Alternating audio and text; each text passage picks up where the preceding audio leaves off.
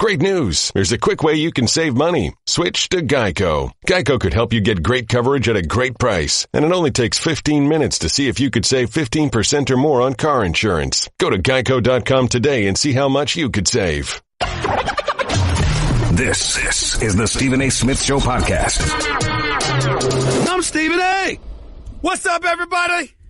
Welcome to the latest edition of the Stephen A. Smith Show, coming at you as I love to do every weekday over the airwaves of ESPN Radio. 250-plus markets across the United States of America, from New York to L.A. and everything in between. Welcome, Houston. Welcome, San Antonio, who just started this week. The city of Denver.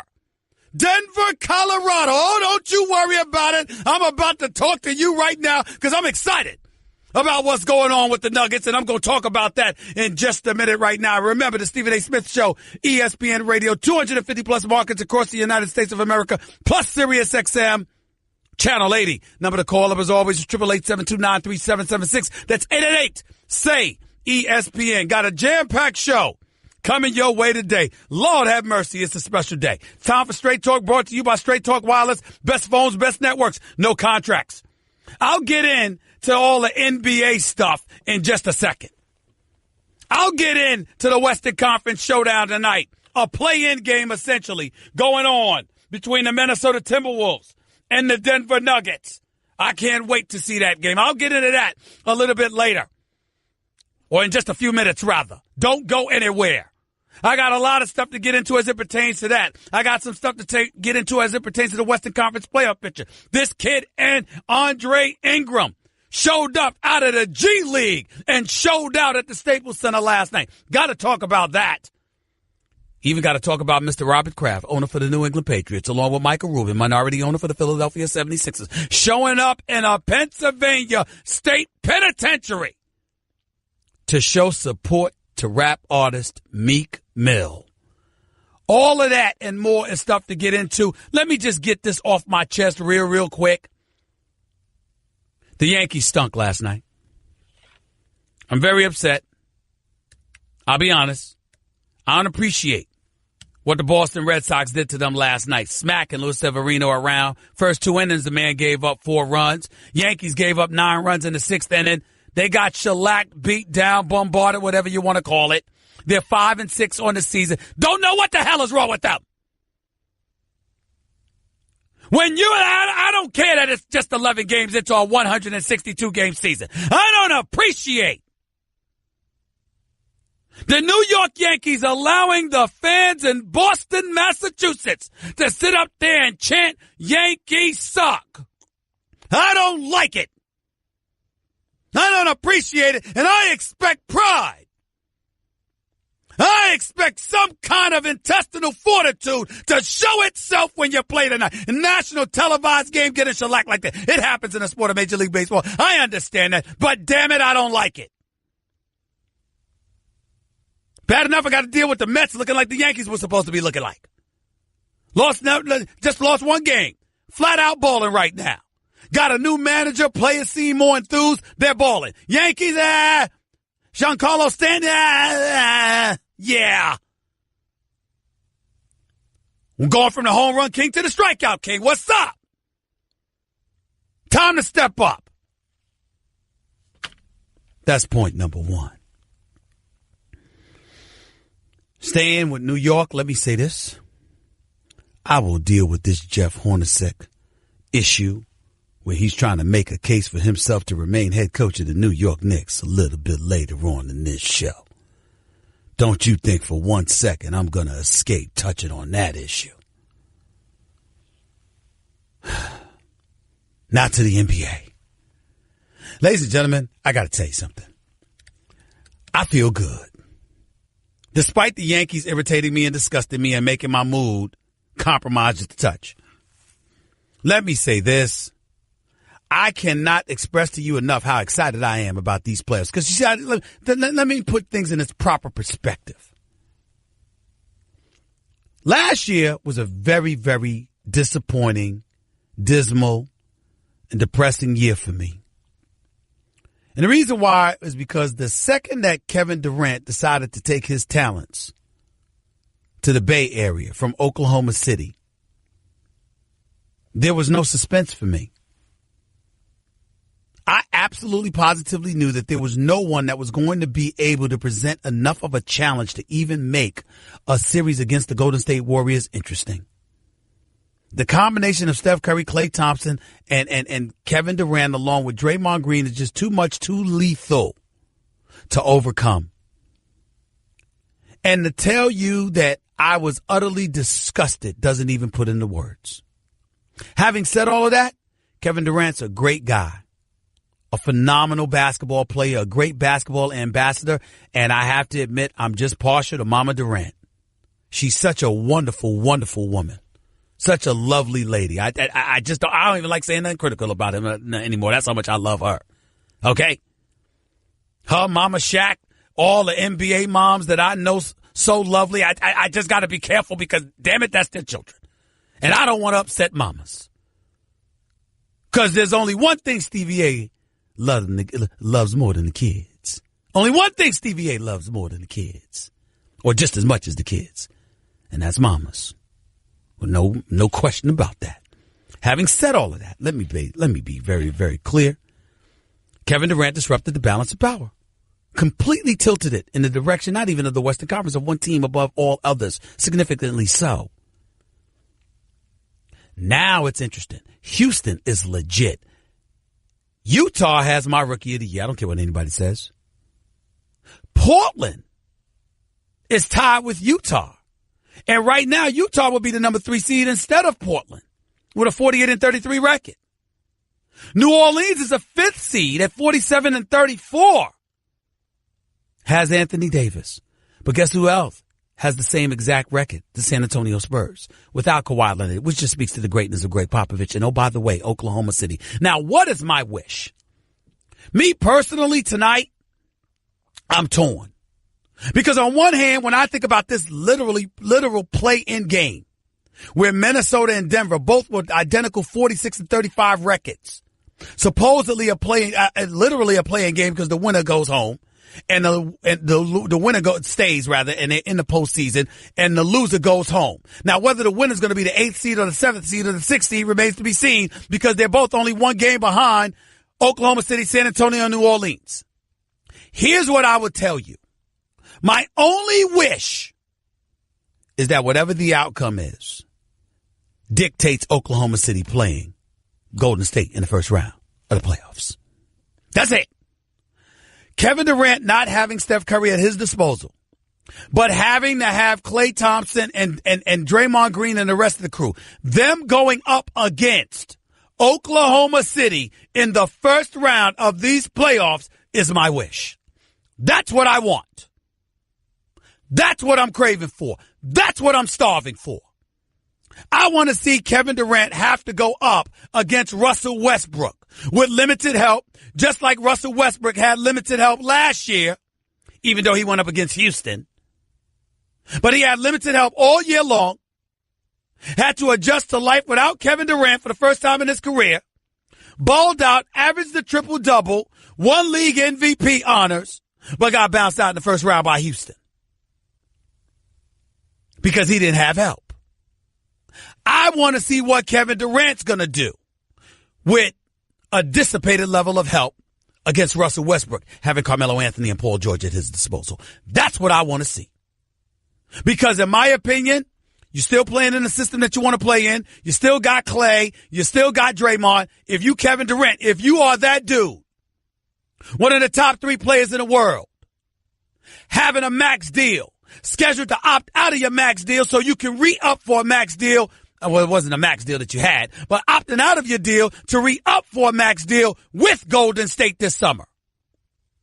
Also the guy that's got over $300 million in endorsement deals.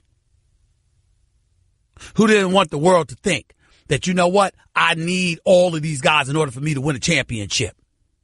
Because I never would have won one without Russell Westbrook. I want that guy having to go up against Russell Westbrook in the first round of these playoffs. That's what I want most of all, ladies and gentlemen. That's what, the only thing I want more than that is to make sure that Houston and Golden State meet in the conference finals because they're the 2 best teams. But let me tell you something about tonight. We all know Tom Thibodeau to be a great coach. There's no surprise there. We all know that Jimmy Butler's an all-star. We all know that Karl Anthony Towns is a star in this league and a rising star approaching superstar status before we blink, because this brother has all the requisite skills at 6'10", 6'11". He is the real deal. Andrew Wiggins is no scrub. He can ball too. And whether it's Jeff Teague or Rubio or anybody else, the fact of the matter is when you look at the Minnesota Timberwolves, you got to give credit where credit is due, but still in all, they're not really doing anything other than what we expected, if we're being entirely, totally honest.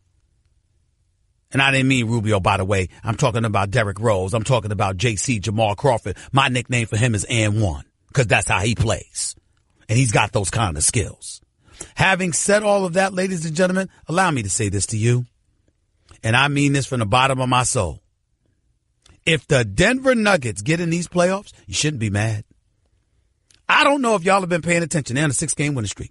Since losing to Philadelphia and Toronto, since Mike Malone kept them across the border and showed them game film and challenged them to be all they can be, they have stepped up and they have handled their business. Jamal Murray has handled his business. Jokic definitely handles his business. Gary Harris, when he went down, other cats stepped up and had to handle their business. Paul Millsap was injured for most of the year. He's back. He's making a contribution. I like Denver. I think a veteran like Richard Jefferson, who's a good dude, highly intelligent, go steal one of our jobs one day in this business, because the brother can talk. I'm here to tell you that right now. He can debate with the best of them. He's something else when he want to bring it. When he wants to be politically correct, of course not. He's no match for yours truly and others. But when he wants to bring it, Richard Jefferson is special in this business. But on the court, despite his age and his experience, he still has hops. He still has heart. He's still smart, knows the game. He's been to the finals a couple of times in his career, several times in his career. Won a ring with LeBron. Lost 2 with Jason Kidd and Kenyon Martin back in the day. Richard Jefferson is a special kind of dude and a special kind of athlete and good for anybody's locker room. And I'm here to tell you something right now. When I look at this squad, especially with the Gary Harrises of the world, the Jokic's of the world, the Jamal Murrays who has stepped up. And I love this brother's game. He can get it done. I love those big-time free throws he hit against Milwaukee, by the way. I'm just saying to you right now, if they were to get into the playoffs and Denver happened to be the 8th seed against Houston, Houston plays an up-and-down flow. Now, Jokic can't run with Clint Capella, but Clint Capella can't guard him. So when I look at this, I'm saying, okay, you got tonight to think about. Now, you've lost 2 of the 3 times you faced Minnesota. You won the last meeting, though. They beat you in overtime once. They beat you earlier. They beat you on the road. They beat you at home. It's going to be a challenge. See what Denver does tonight. It's going to be a challenge. No doubt about it. All of that's true. And Minnesota, because of their experience and the presence of a young stud and Karl Anthony Towns, you might find yourself looking at them and rooting for Minnesota. I got to tell you, I'm not picking any side in any of this. For this right here, I would tell you, it don't matter to me. It's the matchup that matters to me.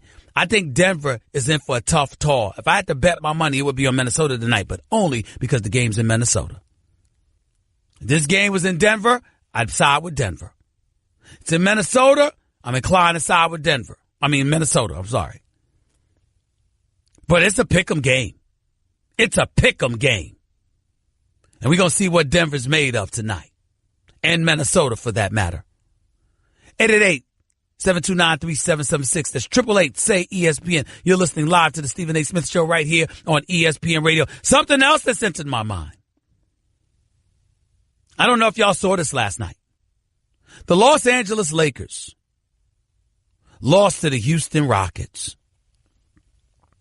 My response to that? Who gives a damn? That wasn't the story last night. The story was a guy by the name of Andre Ingram. 32 years old, ladies and gentlemen. 32 years old. And he's a rookie. Never was invited up to the NBA. Played in the G League. Magic Johnson and the Lakers brought him up last couple of games for the season. Last night, this brother played. 32 years old. Rookie. And this brother put on a mini show. It was some electricity in the building for the Staples Center last night. And I got to tell you, it was special to behold. Reading from an article in the LA Times right here. Staples Center stirred in anticipation as a thin 32-year-old rookie with taut cheeks and gray speckled hair walked over to the scorer's table to check in. The arena erupted when a part-time math tutor made his first three-pointer. Later, in one corner of the arena, an Ingram chant began, and they weren't talking about Brandon, as in Brandon Ingram, the Lakers' young star, former number 2 overall pick. They were talking about the man who spent 10 years playing in tiny gyms or practice facilities in far-flung towns and flyover states, hoping he'd get a chance in the NBA. When the fans chanted MVP, they didn't mean James Harden, who was also on the court. They meant Andre Ingram, and they were living his fantasy with him. The past 10 years were all for this day. The times when he wondered if this was all worth it. When he made less than $30,000 a year to play basketball, living with roommates sometimes a decade younger than him. It was all for this. Wow.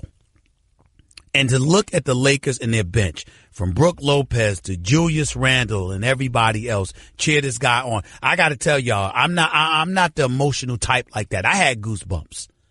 My hair was standing up on my skin.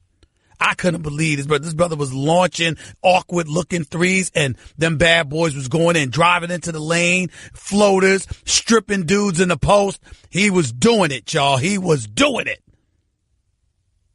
First NBA game he had ever played.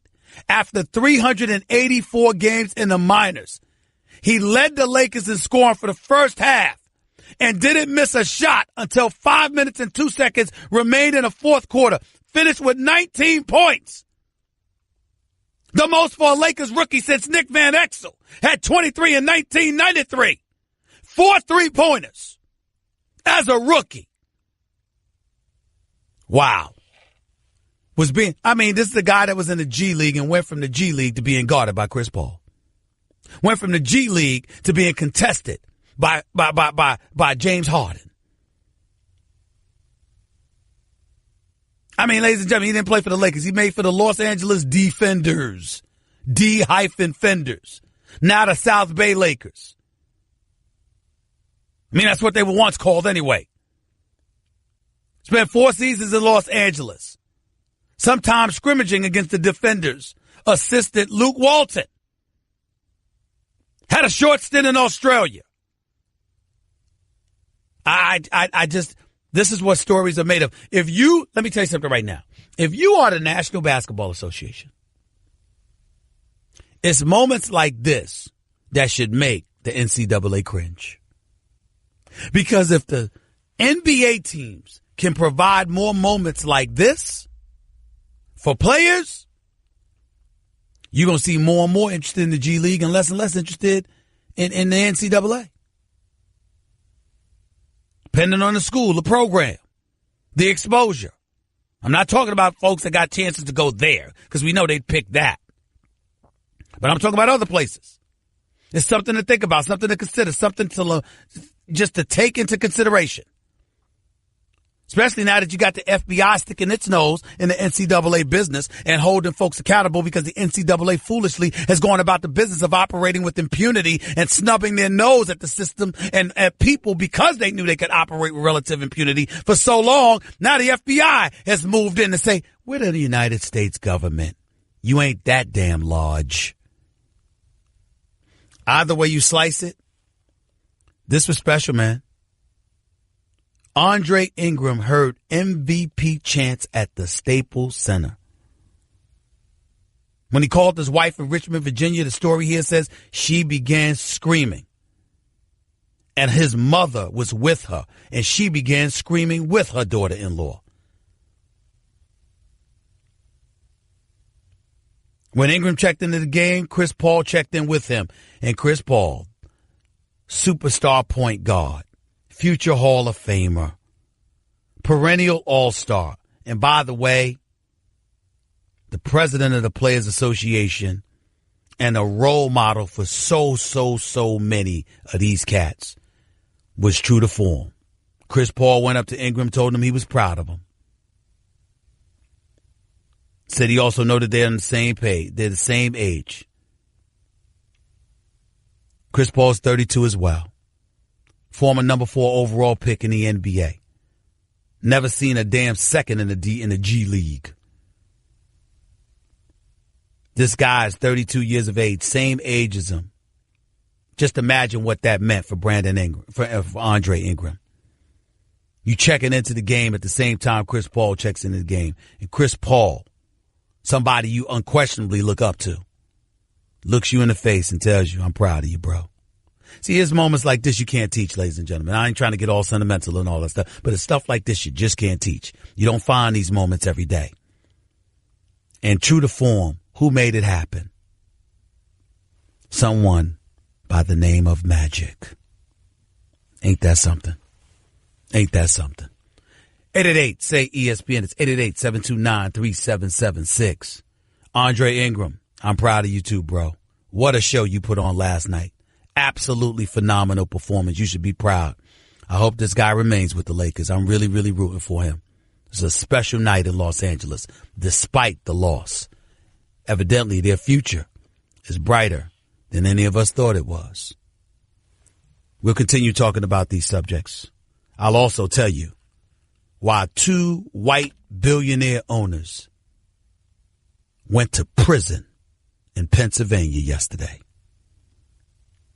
I'll explain more in a minute. You're listening live to Stephen A.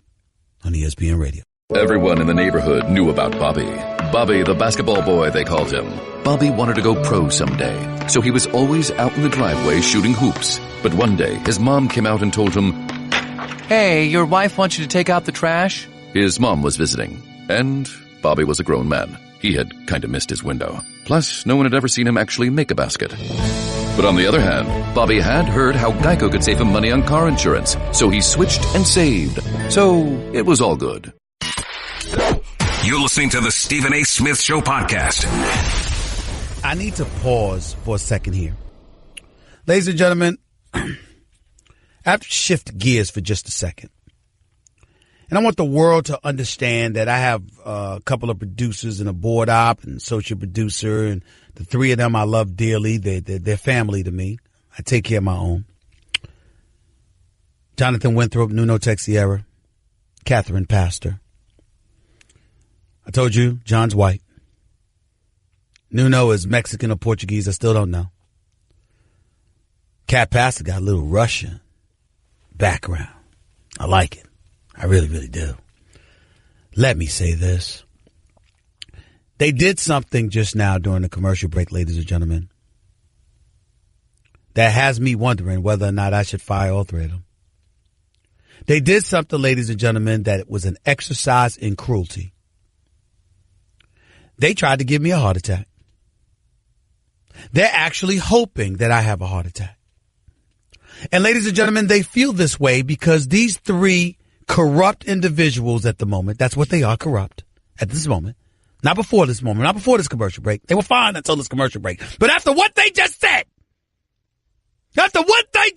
to me, ladies and gentlemen, I think they're trying to harm me. My producer, in concert with the both of them, asked me this question. What would I prefer more? Jeff Hornacek being retained or losing his job and the New York Knicks giving it to David Blatt, the former head coach for the Cleveland Cavaliers, who was replaced by Tyronn Lue?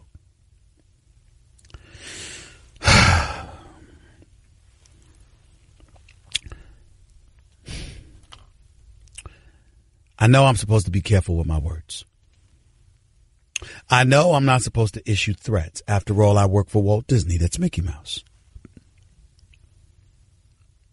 But if either scenario happens, I'm telling you right now, the New York Knicks, you could take this as a threat if you want to. You go ahead and do either scenario. You go ahead and you keep Jeff Hornacek, or you get rid of him and you bring David Blatt here to be the head coach of the New York Knicks, and you watch what I do. You watch what I do. That had better not happen. I'm sick of this. I don't want to hear this nonsense. I don't give a damn about Steve Mills' relationship with his buddy David Blatt. And by the way, I respect David Blatt. It's not like the man doesn't know how to coach and he doesn't know basketball. He did guide the Cleveland Cavaliers to the finals. I'm not trying to disrespect him, but I keep telling y'all, and I'm not playing. What the hell is today's date? Isn't today's date April 11th? Isn't today's date? Yes, it is. It's April 11th. What have I said for the last 2 months? It is April 11th. The New York Knicks' last game is tonight. By tomorrow, Jeff Hornacek should be gone. Period. And by April 15th, Mark Jackson should be named the next head coach for the New York Knicks. Now let me backtrack so everybody understands exactly where I'm coming from. This job that is coaching the New York Knicks under the ownership of James Dolan isn't just a head coaching job. It's a challenge to one's sanity. Yes, James Dolan cuts the check.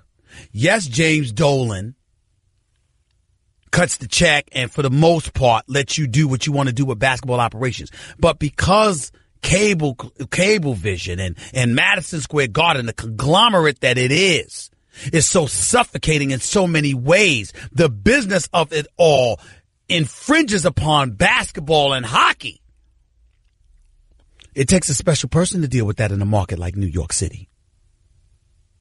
You absolutely positively cannot have just a coach here. You have to have someone New Yorkers believe in, who wants to be here. They don't want to be in Montana smoking something we don't know. They don't want to be in some hospital somewhere with bad hips. They don't want to be out in L.A. with ex-fiancés. No, they want to be here in New York City representing. That's what they want. Somebody who is not a player that speaks to the media every game, who is the voice of the franchise, who can galvanize New Yorkers and New York Knicks fans everywhere to have faith in them. Because if you do that, it'll warrant their support. It's not just about coaching. It's about a spokesperson we can trust. So Steve Mills and Scott Perry can work behind the scenes to do their job. That's what we need. If David Blatt's here, we still looking at Steve Mills all the damn time. We ain't taking our eyes off him. Because we're going to be like, what's up? How'd you hire this guy? If you keep Jeff Hornacek, same thing. Jeff Hornacek's not a bad coach. He's not somebody devoid of basketball knowledge. He's just not the right fit for New York because New York is a problematic situation that extends beyond the playing court. And you need somebody that New Yorkers want to embrace and have faith in. That the Spike Lees of the world and all the stars around them will not be hesitant to speak up on behalf of. That's what you need. You can say Doc Rivers. I personally think that even though Doc Rivers is gone, tonight's his last game. I think he's gone.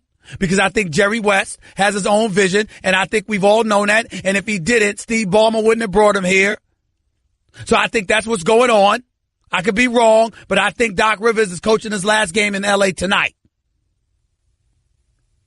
But do I think Doc Rivers is a great coach? Yes, for anywhere but New York.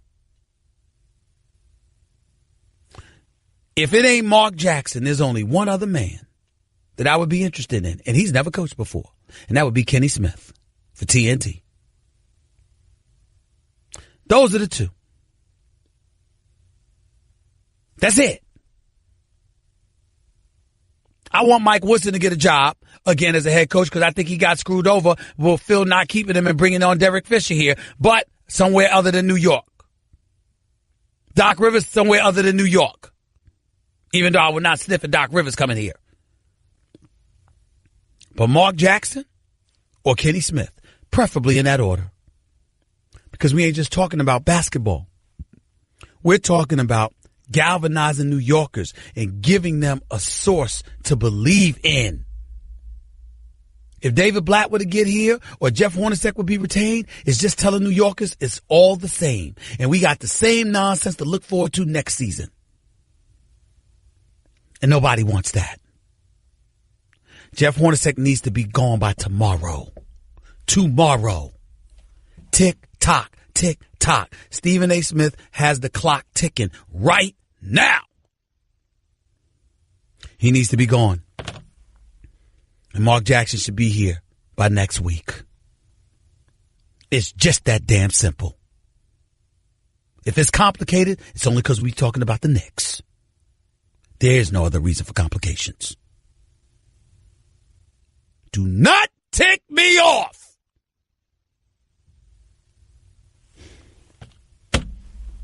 My producers tried to give me a heart attack, but I'm still here, and I'll be back with more to say on this matter and various others as the Western Conference playoff picture becomes more vivid in our eyes. So stick around and don't touch that dial. You're listening live to Stephen A. on ESPN Radio. Guess what? You're in the middle of the Stephen A. Smith Show podcast. Damn it, I mean it!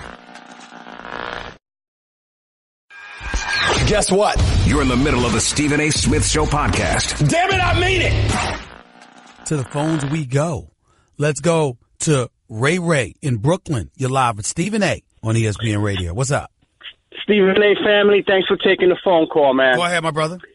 I got to be honest with you. I like when you get upset, man. I think you do your best work when you're upset, man. I know, especially like when you ban a fan from your show from the rest of the week and it's a Friday, Stephen A. Smith, I'll be sitting there laughing. I ain't going to lie, man. But Go ahead. I'm serious, Stephen A. Smith. But you know, Stephen A. Smith, a quick thing about the Yankees, Will you right? stop saying my last name? Stephen A. is fine, bro. Go ahead. All right, Steve. No, I just do that out of respect and love, Right, man. sure. Go ahead. You know, Mr. Smith, right? The Yankees, right? Yeah. You made me lose my chain of thought That's there all right. for a Take your second, time. but Go I ahead, got bro. it now. That's not really the lineup. Now, I'm not going to use that as an excuse. They look horrible. I'm not going to lie. And I think I'm not going to put it on leadership yet. I think that's too soon also. Okay. But that's not really the lineup that I'm looking for this season. At some point, you're going to have to probably think about bringing up Didi on the lineup, because if Sanchez is going to continue to bat like that, you're not going to have a choice but to knock him down.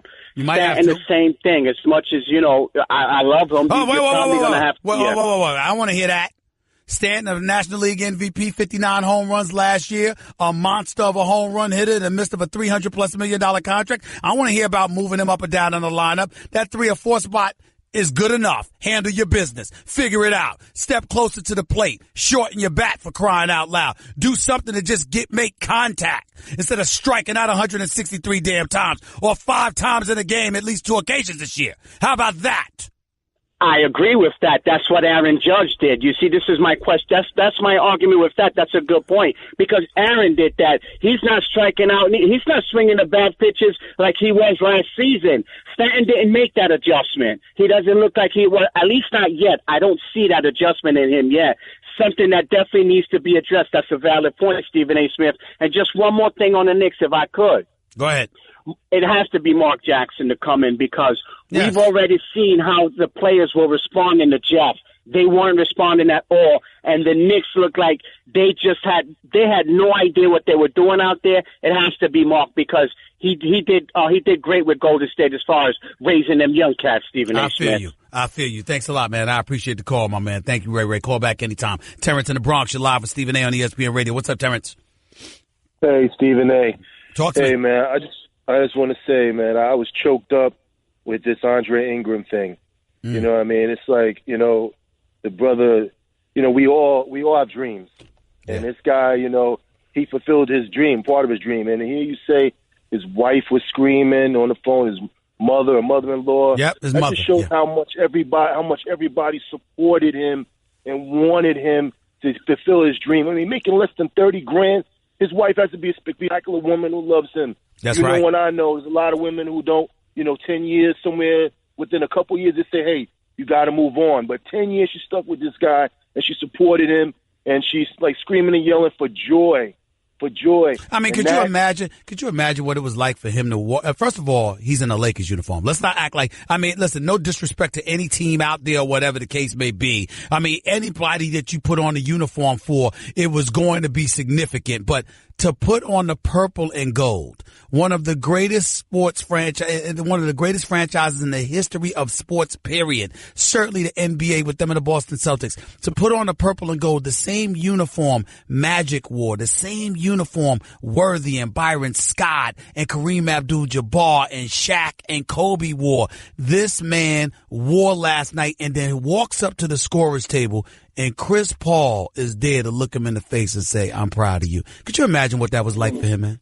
It was incredible. And also, I saw the video this morning of Magic and Walton in the room where the guy is like, hey, like the owner or whatever coach is telling him, you're going to the Lakers. Magic and Luke are in the back room. They come in, give the guy a pound for him to sign a contract. Like, Who does that? You know what I mean? Who does that? And I just want to add one more thing. Hurry up, because you only got 20 seconds. You only got 20 seconds. I'm sorry, Go I ahead. just heard this one thing, this Josh Rosen thing.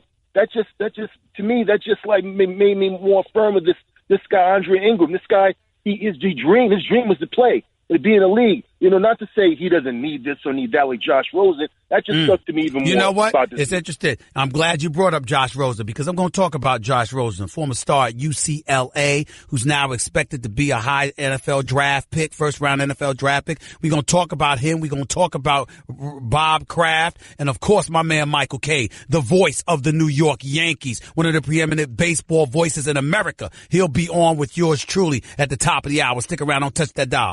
That's just a sample of what you'll hear on the Stephen A. Smith Show. Weekdays at 1 p.m. Eastern on ESPN Radio and the ESPN app. Great news. There's a quick way you can save money. Switch to Geico. Geico could help you get great coverage at a great price. And it only takes 15 minutes to see if you could save 15% or more on car insurance. Go to geico.com today and see how much you could save. This is the Stephen A. Smith Show podcast. I'm Stephen A. If I'm watching baseball, I want to hear the voice of one man above practically anybody else. My buddy, the voice of the New York Yankees, the afternoon drive host on 98.7 FM right here in New York, the one and only Michael Kay is on the line with yours truly. What's going on, Michael? How are you, man? I'm good, Stephen. How you doing? I'm not very, very well right now, Michael Kay, and I'll tell you this much. I'm not very well right now, Michael Kay, because I'm imagining that damn Don Juan LaGreca, your partner in crime, listening somewhere, laughing at me, mocking me. I'm imagining you being frustrated, and I get upset if anybody frustrates you, Michael Kay.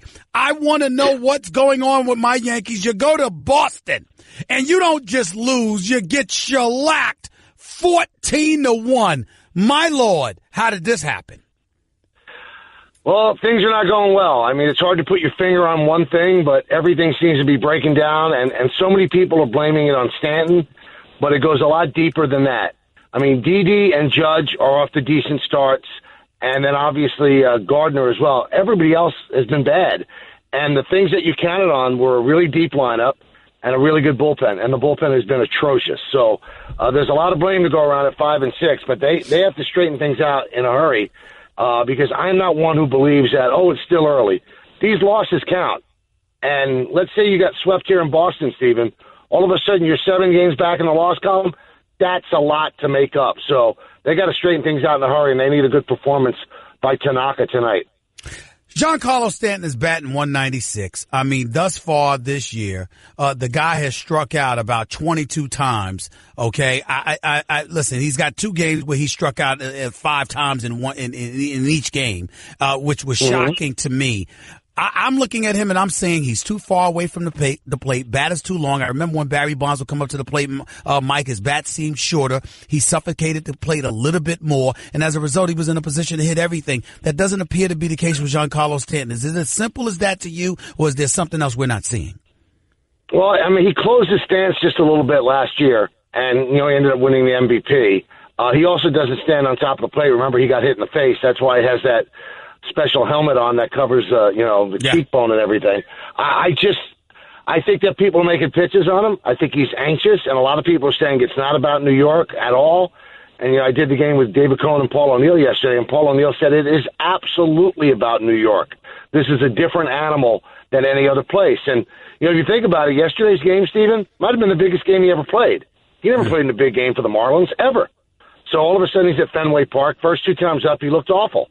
He looked like he was way off, and then he sharply lined a single to right and a hard double to left. So maybe he found something toward the end of the game, but he is this sort of player. I mean, unfortunately for him, it's happening at the beginning of the year, but he does go into these streaks where he strikes out a lot, and that's the one knock that you can have on this Yankee offense. There's an awful lot of strikeouts in there.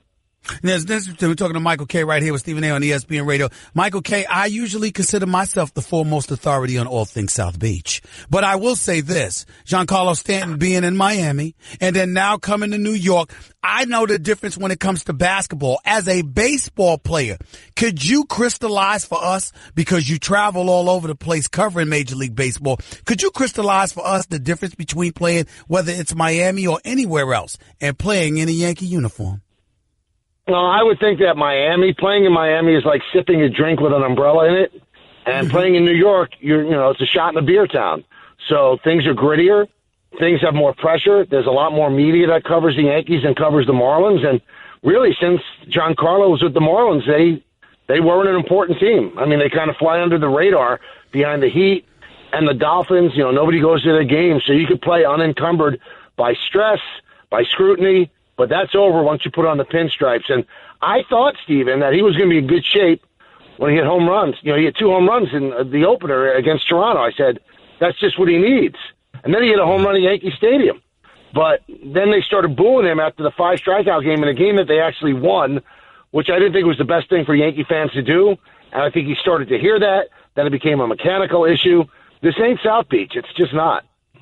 Michael Kay, let's get to the bullpen for a quick second here, because it's early in the season, but you would expect them to be better than this.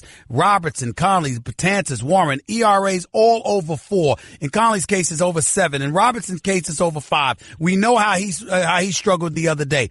How is it that you start off the season this bad as a bullpen? I think everybody's wondering that. Canley was so good last year, Steven. Had great command, and he doesn't seem like he knows where the ball is going. So that's not a good thing. Robertson has pitched some good innings. I think they've been extended because their starters haven't given them the length that they needed. And all of these games that they pitched, they pitched 10 shutout innings in that one extra inning game against the Orioles. But, then you falter in the 11th. It looks like you didn't have a good outing. So a lot of the blame goes on them. The thing is, you can't just point at one part of this team that has gone wrong. A lot of things have gone wrong, and they got to straighten it out in a hurry. They really do. After Fenway, you have 3 games in Detroit, then the Marlins come into town. So it's time to get fat right then and there. But you have to take at least one of these next 2 games against the Red Sox so that you don't fall 7 games back in the loss column in the middle of April. Not meaning to put you on the spot at all, Michael Kay, but I got to ask this question, man, because I'm thinking about Aaron Boone, and we all know that Joe Girardi was his predecessor, the former manager for the New York Yankees. He's on the outside looking in now. The bottom line is this. Would this kind of stuff, even though it's early, would this kind of stuff have been happening if Joe Girardi was managing this team? That's hard to say. I look at the 6 losses they've had, and I would pin one on Boone.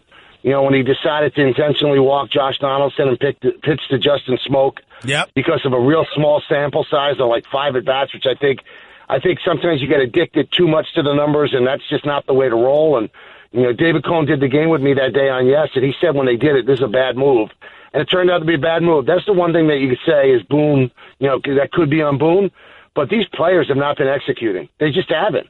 And Don Mattingly once told me, the manager of the Marlins, he said, nothing makes a manager look worse than calling from somebody in the bullpen, and it could be the right move to make, and the guy in the bullpen just doesn't do the job, everybody's going to blame the manager. And that's true, and that's why you're the head guy.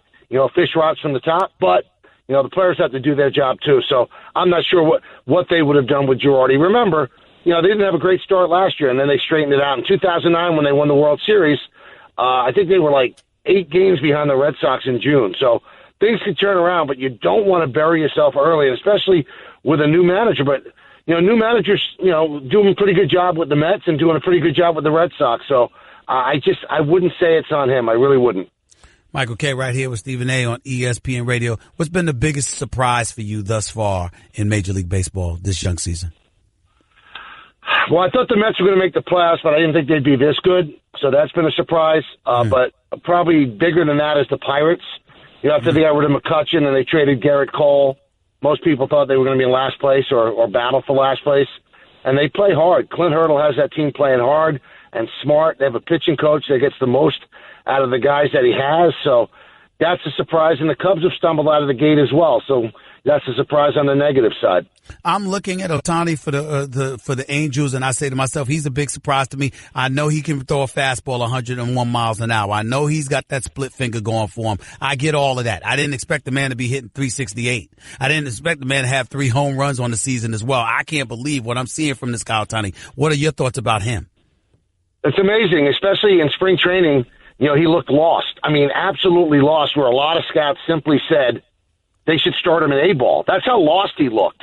Wow. But the Angels had conviction, and they kept him there, and he's been an unbelievable player.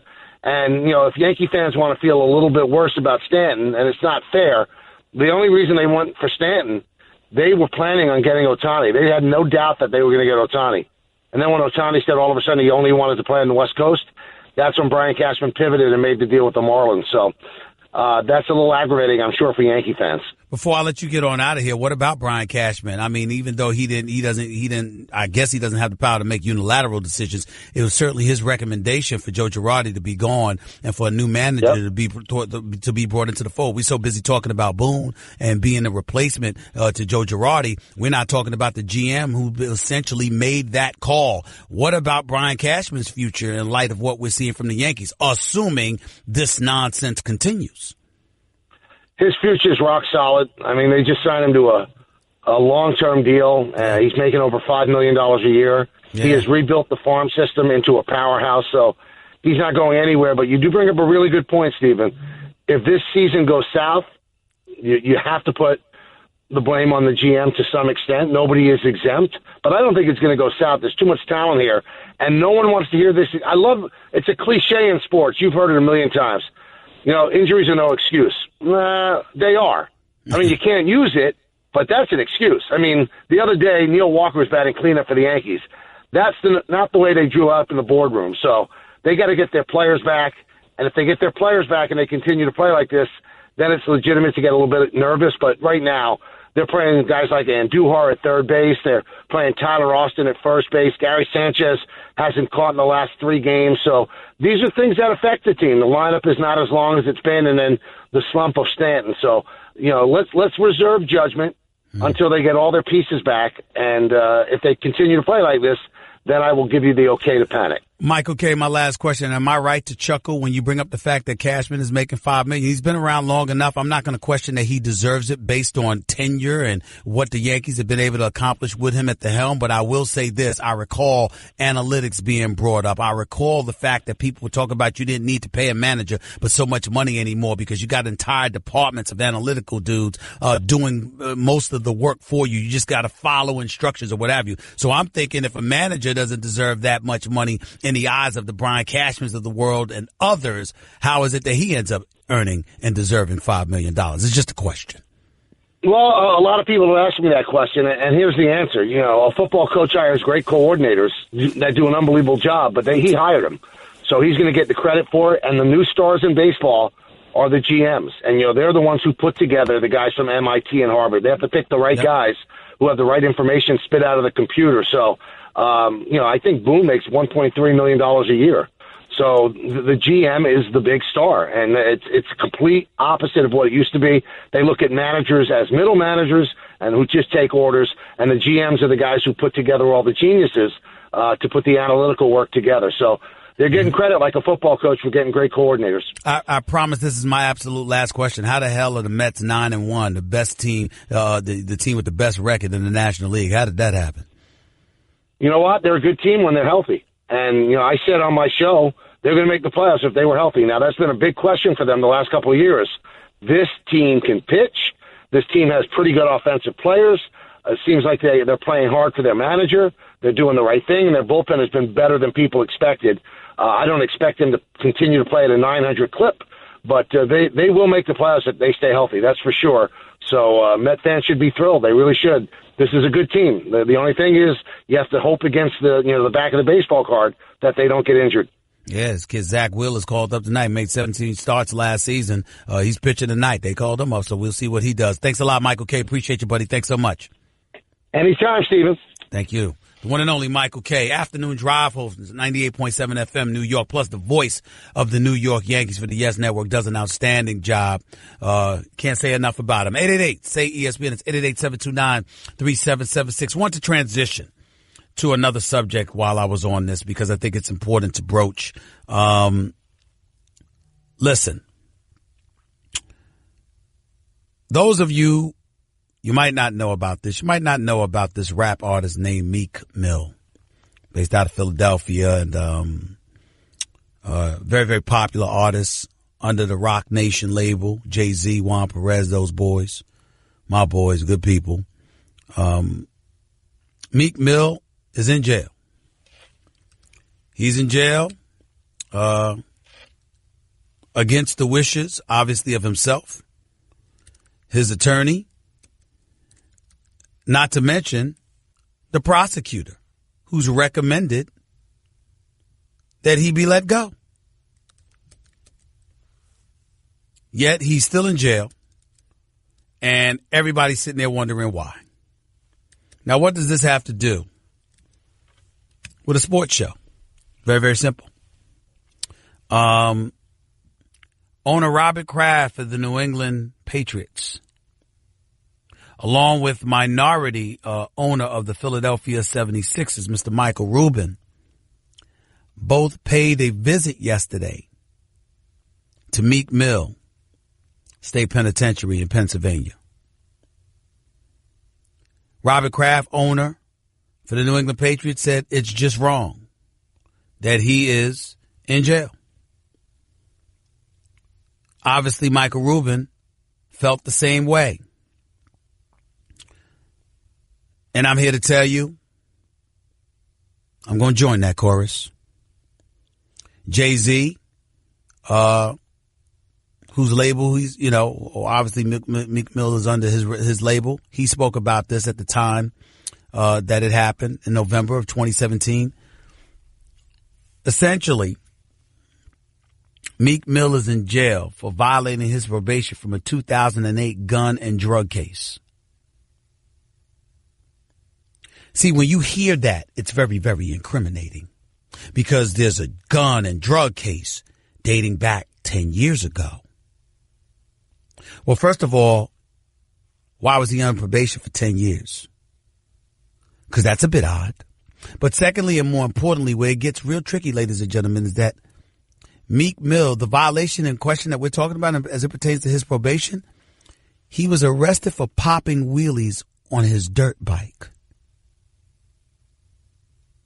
Popping wheelies on his dirt bike.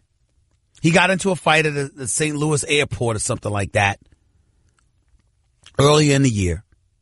He was popping wheelies another time, and that's why he's in jail. The case has moved beyond the Pennsylvania courtroom. Jay-Z, T.I., Rick Ross, Nipsey Hussle, along with a host of others, they have spoken up on his behalf and spoken out against the criminal justice system. And by the way, Mills was sentenced one day before Philadelphia elected a guy by the name of Larry Krasner, who's a progressive Democrat and a civil rights attorney who vowed a movement for criminal justice reform. He was due to be sworn in the next day. Meek Mill was sentenced the day before he was sworn in. And you have a judge, Janice E. Brinkley, who's overseen Mill's case for years.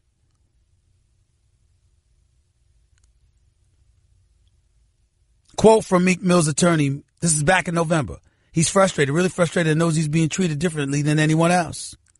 If his name was John Smith, he wouldn't be in jail, and he certainly wouldn't be on probation.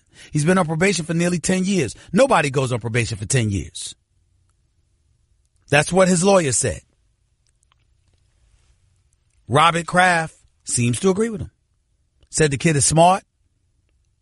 The mistake that he made doesn't warrant him serving an additional 2 to 4 years in prison. Minority owner for the 76ers says the same thing. Not to mention the fact that you take all of those things into consideration. What are we talking about here? Why does Robert Kraft, a white billionaire owner for the New England Patriots, or Michael Rubin, a minority owner for the Philadelphia 76ers, feel compelled to get involved? Well, first of all, obviously Meek Mill has friends in high places. Secondly, they care about the justice system that exists within our nation. Thirdly, when you consider the season that the NFL just had, courtesy of Colin Kaepernick's protest, which was ultimately followed up by President Donald Trump, talking about he fired those bunch of SOBs if they took a knee, and literally hijacked the issue and turned it from a protest against racial inequality, our criminal justice system, law enforcement brutality, and all of that other stuff. The president of the United States turned it into an issue about patriotism and our flag. And as a result, it divided the owners, because you got some owners that are sitting there saying, hell no, that ain't what this is about. We need to address these issues because it affects our players. And those very, very communities are the communities that they come from. And if we don't stand up and show a level of support for them, what does that make us? But then you have other owners that sit around and say, well, I disagree with that. Got to honor and respect our country and our flag. And gosh darn it, if you don't, we're going to have a problem with you.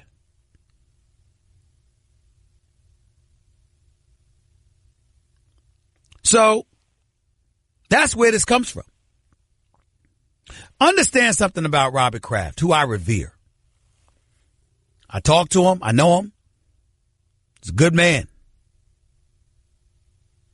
In the interest of full disclosure, just like the caller Carlton from Tampa expressed, hey, Robert Kraft had a party. AFC Championship game. He asked me to attend at his home. I was there. That's how cool he and I are. Because his soul is in the right place. And he strives to do the right things. Now, that doesn't mean everything's going to be done correctly, or everything's going to be done right. And that doesn't mean that you're going to always or never have any complaints about anything. But overall, by and large, his heart's in the right place. And he recognizes that in order for the NFL to move forward, owners who, by the way, have dominion over the commissioners, not the other way around. The collection of them have dominion over the commissioner. He works for them. They recognize the fact that their level of sensitivity needs to be heightened. So these very players that you ask to represent you will be inclined to do so because they're motivated by the soul you possess. Robert Kraft recognizes this. That's why he's worked behind the scenes to try and get Colin Kaepernick back into the league for months now. Until Colin Kaepernick transgressed because he did things that were ill-advised, or his girlfriend did things that were ill-advised, and it compromised the Robert Krafts of the world. Because Robert Kraft don't need him. He's got Tom Brady. Somebody else could have. These are all the things you have to think about, ladies and gentlemen. In the end, what this comes down to is that this is a beautiful thing for the NFL, to have owners, and the NBA, to have owners sensitive enough to recognize the level of unfairness that exists in our criminal justice system. It's not to absolve a guy like Meek Mill from anything. The gun and drug charge from 2008 is what it is. That is true. He's made mistakes, which he openly admits. But 10 years probation? That's an aberration. That doesn't happen. Why did that judge do that? And what judge do you know continuously oversees the same case for a decade? And what judge do you know would put somebody in jail for violating their probation by popping wheelies on a bike? 2 to 4 years because of something like that? That's very suspicious, ladies and gentlemen. And if we are interested in fairness and equality under the laws of this nation, I'm not saying we have all the answers. I'm saying we shouldn't sit idly by and ignore the answers or ignore the need to find them. Simply about doing the right thing. It's simply about doing the right thing. 888-SAY-ESPN. It's 888-729-3776. Back with your calls and more in a minute. You're listening live to the Stephen A. Smith Show, ESPN Radio. Next. You're holding up the line, ma'am. What did you say? You're next in line for the water slide, ma'am. Feet forward and enjoy the ride. Okay, dearie. This does look fun. You melted me. I've melted. The Wicked Witch of the West on a water slide? Surprising. What's not surprising? How much you could save by switching to Geico. See what you've done. Oh! Geico. 15 minutes could save you 15% or more. You're listening to the Stephen A. Smith Show podcast. Let's go to Jay in Denver. You're live with Stephen A. Talk to me, man. Hey, Stephen A., how you doing? Congratulations on opening up another market out there, Houston, man. We're proud of you. Continue to excel and ascend, bro. Appreciate it, man. Go ahead. Listen, a few things. The Nuggets first, laterally, but I'm glad you're touching on the Meek Mill situation. It's a travesty what's going on in Philadelphia, you know what I mean, with his case. You got the co-owner, like you said, Philadelphia, Michael Rubin speaking up for him, Giants owner Robert Kraft, the defense attorney's office saying they're not in opposition to releasing him, at least on bail. And, the Pennsylvania governor, Tom Wolf, vouching for this guy. And the judge, Janice Berkeley, she still insists on imprisoning him because of her personal vendetta and personal beef. Well, all right. But what's the wait a minute now. I get what you're saying. I think it's incredibly unfair. It sounds like it's personal as well. But when you say a personal vendetta and beef, you act like you know something everybody else does not know. What is it?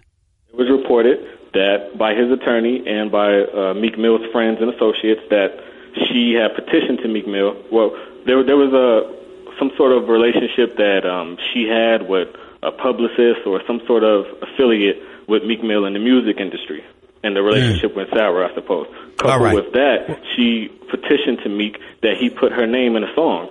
I think she wanted him to do a Boyz II Men remix because the Boyz II Men group is from Philadelphia as well. She wanted him to do a remix to the song and put her name in it and give her a shout out. And when he didn't do it, I'm going to stop you right there because I got to look into that because this sounds crazy. If there's any truth to what you're saying, something has to be done. That's unbelievable. And I find it very difficult to believe that a Robert Kraft, a Michael Rubin would be involved if your information was illegitimate. Please don't get me wrong. I'm not questioning it. I'm just saying with such specific accusations, I think we have an obligation to do our homework before we go any further into this because that sounds absolutely preposterous. And if that's the case, she definitely should recuse herself from the case. There's no question, or she should be removed from the case. There's no doubt about that. But go ahead and make your point about the Nuggets. Okay. Yeah, and you can check the video out. Just I got it. I got it. Go ahead and make your point about the Nuggets. Nuggets. Of course, I'm a Denver native, Denver fan. I would love to see the Nuggets in there. They'll have to beat the Timberwolves tonight. I'm not sure if Timberwolves got Jimmy Butler or not, but I would love to see that happen. I would love to see the Nuggets go to the playoffs, so I'm rooting for the Nuggets. I know you're impartial. You don't care which way it goes, but Denver. All right. Thanks a lot, man. Appreciate the call. Let's go to Tate in L.A. You're live with Stephen A. Talk to me. Hi, Stephen A. I wanted to comment about your statement about Cognito yesterday. I appreciate you willing to pause on condemning him, but I'm not really ready to give him a... I feel like he was a... Hold on, Tate. You need to stand still because we're losing you and we're not hearing you. I'm going to have to cut you off if we can't hear you. So stand still and say what you got to say. I'm on a cell phone. Can you hear me better now? Yeah. Just don't move. Go ahead and speak. Okay. I appreciate you giving Richie, pausing on Richie Incognito yesterday and giving him the benefit of the doubt, but I'm not really ready to give him that right now. I feel like he was a bully then, and I still feel like he was a bully. Jonathan Martin's recent troubles only reinforces that belief, because what it shows me is that Jonathan Martin is weak. Bullies prey on the weak and people who won't fight back. Richie Incognito found a weak link in that chain and exploited it.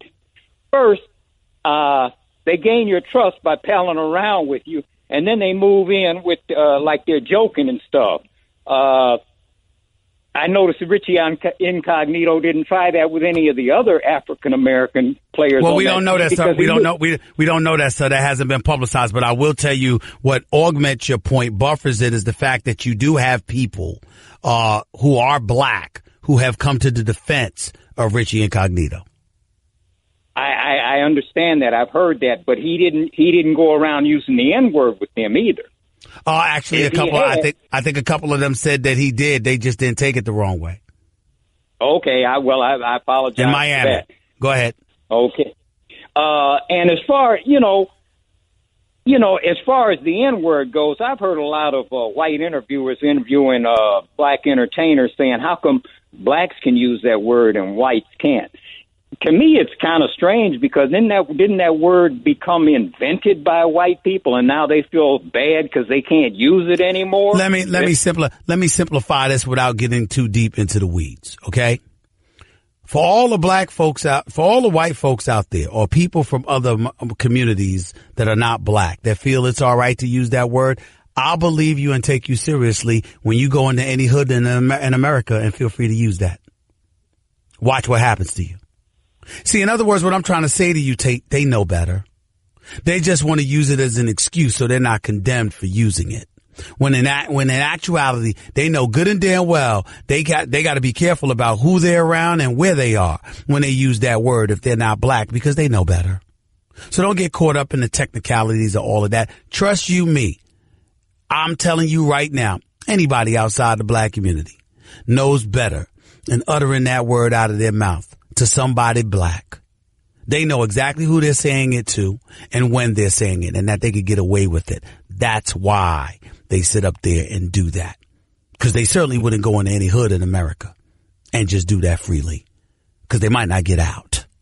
Gotta go. Appreciate the call. 888-SAY-ESPN. It's 888-729-3776. Back with your calls on the playoffs, on the Yankees, on Denver and Minnesota game tonight. Who you got? Who's going to win this game? All that and more coming up in a minute. You're listening live to Stephen A. on ESPN Radio. Guess what? You're in the middle of the Stephen A. Smith Show podcast. Damn it, I mean it! Back to the phones we go at 888-729-3776. That's 888-SAY-ESPN. Back to the playoff talk we go. Let's go to Dre in Texas. You're live with Stephen A. Talk to me. What's up, Stephen A? I'm good, man. What's up, Barry White? Talk to me. Hey, man, I'm looking forward to the playoffs. It's going to be great. It's going to be a great game tonight as well. But I want to talk to someone about the stuff with Robert Kraft.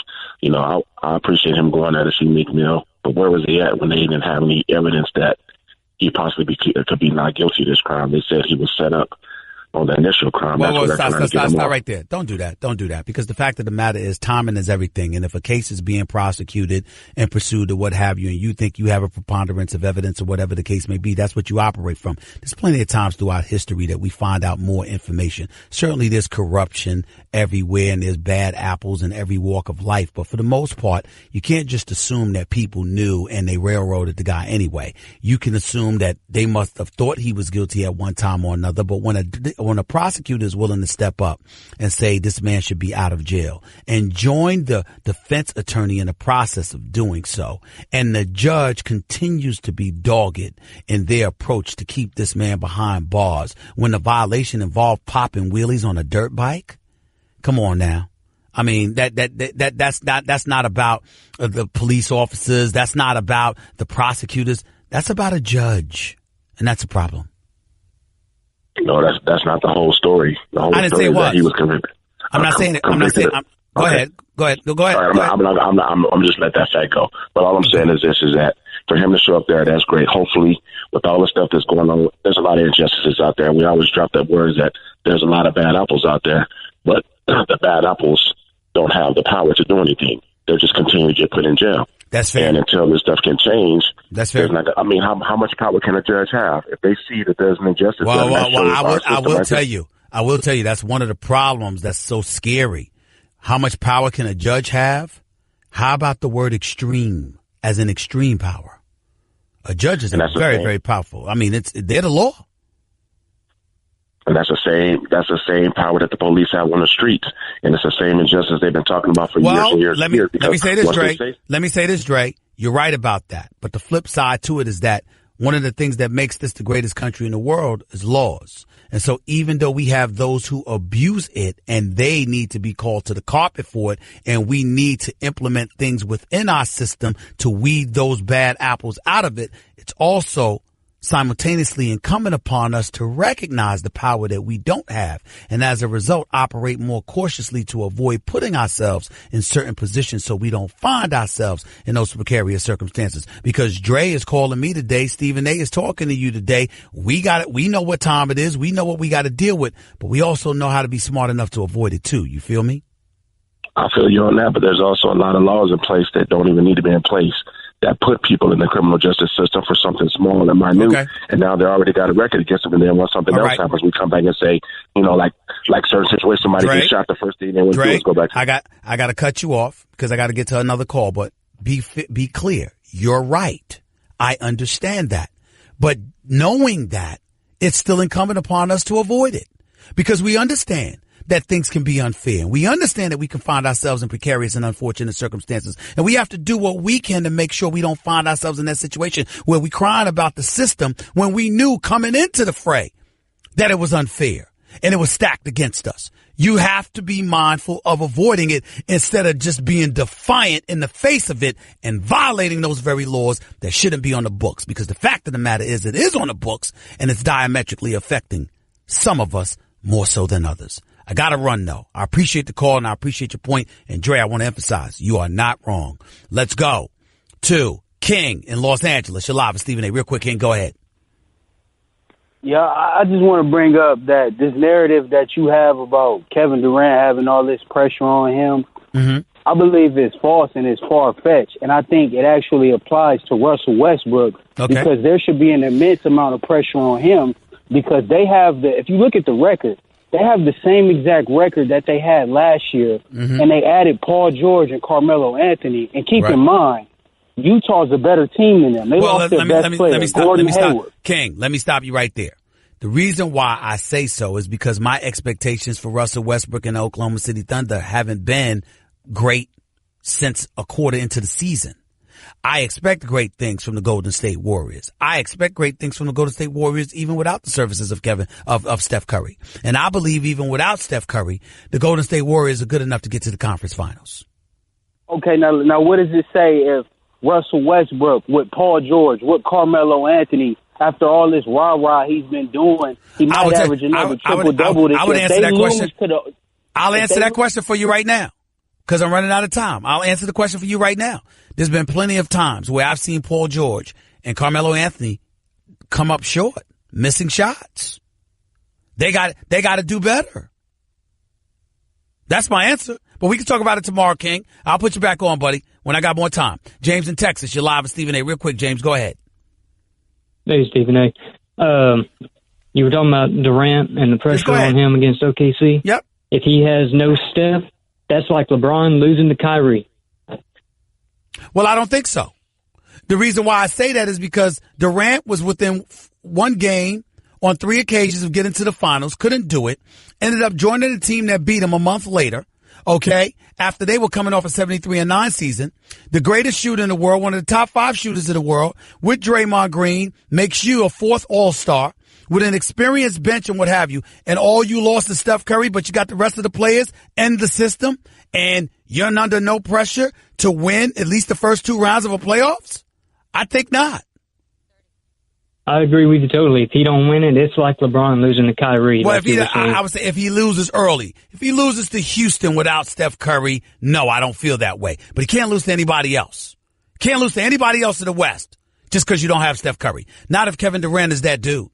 I got to get on out of here. but I'll be back on the air in 22 hours. Thank y'all for joining me today. Until tomorrow, we'll talk then. Denver, Minnesota tonight. Stephen A. Smith, talk to you then. That's just a sample of what you'll hear on the Stephen A. Smith Show. Weekdays at 1 p.m. Eastern on ESPN Radio and the ESPN app.